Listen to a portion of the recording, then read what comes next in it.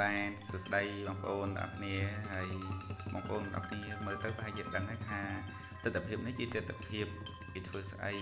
ណាអញ្ចឹងទិដ្ឋភាពនេះគឺសម្រាប់នៅក្នុងវត្តនារីរាំងសីហើយវត្តអសក់នៅក្នុងភូមិត្រពាំងពោឃុំកណ្រង់ស្រុកបរិបូរខេត្តកំពង់ឆ្នាំងអញ្ចឹងគេប្រារព្ធធ្វើកម្មវិធីនេះគឺជាកម្មវិធីបុណ្យចូលឆ្នាំថ្មីប្រពៃណីជាតិឆ្នាំម៉ាសាញ់ស័កស័កពុទ្ធសករាជ2569ហើយទិដ្ឋភាពនេះគឺយើងដង្ហែព្រះពុទ្ធបដិមាបដិសិន3ជុំនៅព្រះវិហារដែលយើងប្រពធ្វើកម្មវិធីបុណ្យចូលឆ្នាំថ្មីប្រពៃណីជាតិរយៈពេល3ថ្ងៃហើយថ្ងៃនេះជាថ្ងៃឡើងស័កចឹងទេនៅកម្មវិធីនេះគឺកម្មវិធីស្រង់ព្រះយើងថាស្រង់ទឹកព្រះណាបាទអញ្ចឹងទេក្នុងនោះមានការចូលរួមអំពីសំណាក់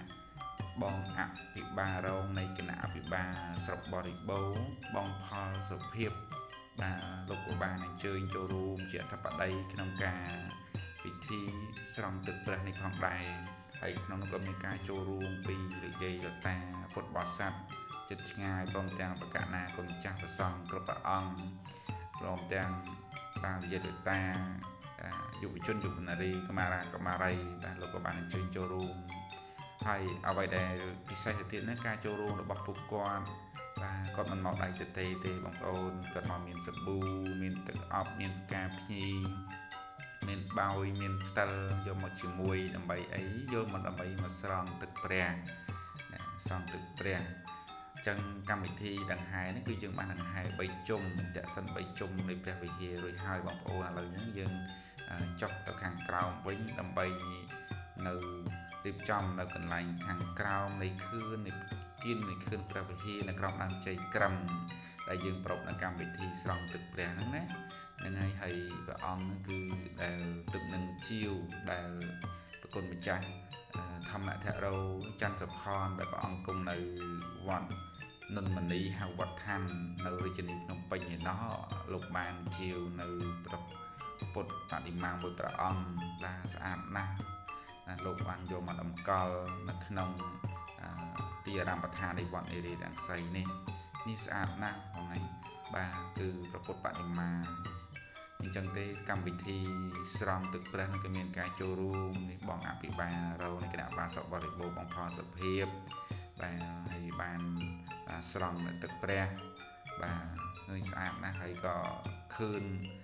បលាំងក៏មានការចូលរួមអំពីឧបាសិកាសុខសីនាងផងដែរ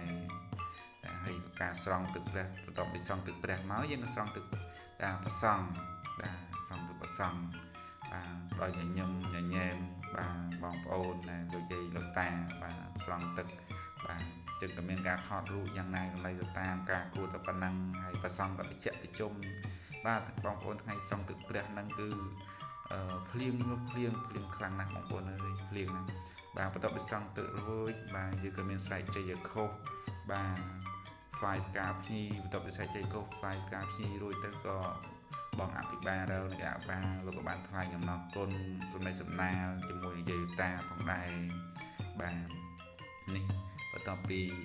វីដេអូយើងនេះគឺវីដេអូនេះសង់ស្រែកជ័យខុសបាទថ្វាយផ្កាភ្ញីចំពោះព្រះសម្មាសម្ពុទ្ធបាទបន្ទាប់ពីហ្នឹងមកយើងក៏មានការស្រង់ទឹកបាទគឺលោកអ្នកនៃមានគុណគឺលោកឪពុកអ្នកម្ដាយឪពុកមាម្ដាយមីងឪពុកធំបាទស្រង់រួចក៏កូនមកបត់ជើងខាងមុខដើម្បីសូមខមាទោសលោកអ្នកនៃមានគុណហើយលោកអ្នកមានគុណក៏បានឲ្យពរឲ្យជ័យឲ្យសុខឲ្យចម្រើនក្នុងឱកាសបុណ្យចូលឆ្នាំថ្មីនេះឲ្យកូនប្រកូនស្រីហ្នឹងសុខចម្រើនទេវតាឆ្នាំថ្មីគោរិកទេវីហ្នឹងបីបាច់ថែរក្សាកូនប្រកូនស្រីទាំងអស់